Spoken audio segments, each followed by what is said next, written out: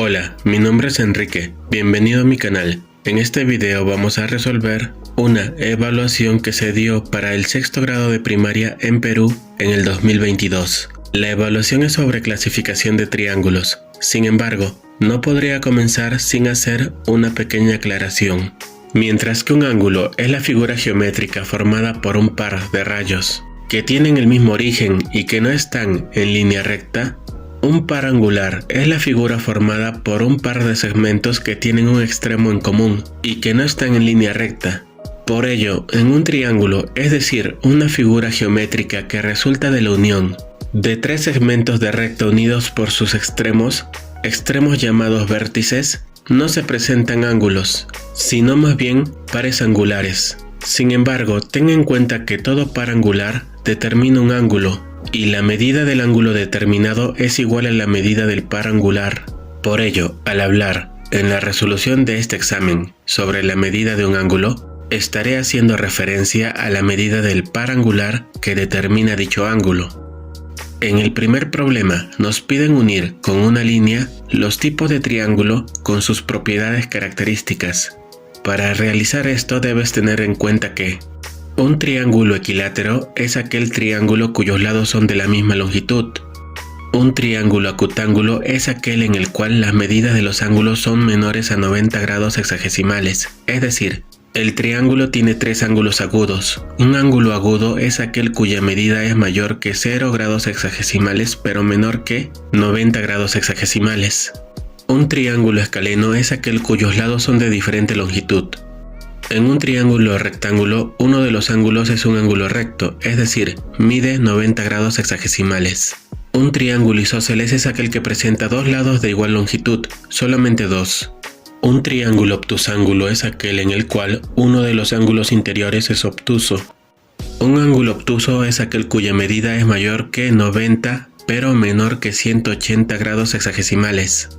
En el segundo problema nos piden seleccionar los triángulos rectángulos de izquierda a derecha. El primer y tercer triángulo son rectángulos, es decir, triángulos en los que la medida de uno de sus ángulos es igual a 90 grados hexagesimales. En el tercer problema nos piden clasificar triángulos por la medida de sus ángulos. De izquierda a derecha tenemos un triángulo acutángulo, un triángulo rectángulo y un triángulo obtusángulo. En el problema 4 nos dan 4 proposiciones y nos piden marcar las que son verdaderas. En la primera proposición nos dicen un triángulo puede ser isósceles y también obtusángulo. En un triángulo obtusángulo, uno de los ángulos ha de ser obtuso, y si los otros dos ángulos son iguales, entonces tendremos también un triángulo isósceles, ya que en todo triángulo isósceles, a los lados de igual longitud, se oponen ángulos internos de igual medida y viceversa. Esto siempre y cuando la suma de las medidas de los ángulos internos del triángulo sea igual a 180 grados hexagesimales. Así que la primera proposición es verdadera. En la segunda proposición nos dicen un triángulo puede ser escaleno y también acutángulo. Un triángulo escaleno tiene los tres lados diferentes y, por tanto, las medidas de estos tres ángulos podrán ser diferentes y menores a 90 grados hexagesimales siempre y cuando la suma de las medidas de los ángulos sea igual a 180 grados hexagesimales. La segunda proposición es verdadera también. En la tercera proposición se nos asegura que un triángulo puede ser rectángulo y equilátero a la vez. En un triángulo rectángulo, los lados que forman el par angular recto son llamados catetos, mientras que el tercer lado, opuesto al ángulo recto, es llamado hipotenusa.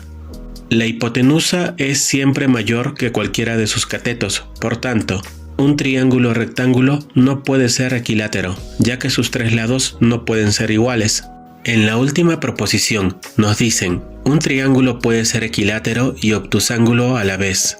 En un triángulo equilátero, los tres lados son iguales y, por tanto, los tres ángulos son iguales a 60 grados hexagesimales, ya que 3 por 60 grados hexagesimales es igual a 180 grados hexagesimales. Sin embargo, en un triángulo obtusángulo, la medida de uno de sus ángulos debe ser mayor a 90 grados hexagesimales. Solo con esto es suficiente para asegurar que esta última proposición es falsa. Como máximo, 2 de los lados de un triángulo obtusángulo serán iguales. En el último problema debemos clasificar triángulos según la longitud de sus lados. De izquierda a derecha tenemos un triángulo isósceles, un triángulo equilátero y un triángulo escaleno.